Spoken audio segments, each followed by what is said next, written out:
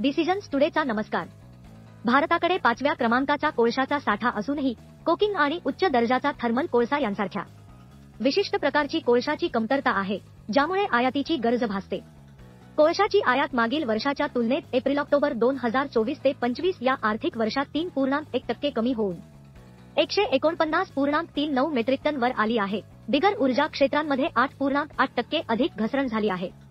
कोळशावर आधारित वीज निर्मिती 3.87% ने वाढली, तर औष्णिक संयंत्रांद्वारे मिश्रित आयात 19.5% ने घसरली, जे स्वयंपूर्णतेच्या दिशेने प्रयत्न दर्शविते. तथापि, कोळसा आधारित ऊर्जा प्रकल्पांसाठी आयात 38.4% वाढली आहे.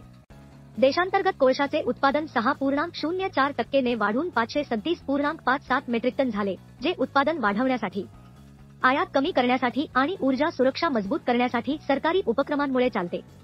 डिसिजन्स टुडे पाहिल्याबद्दल धन्यवाद. प्लीज सबस्क्राईब करा.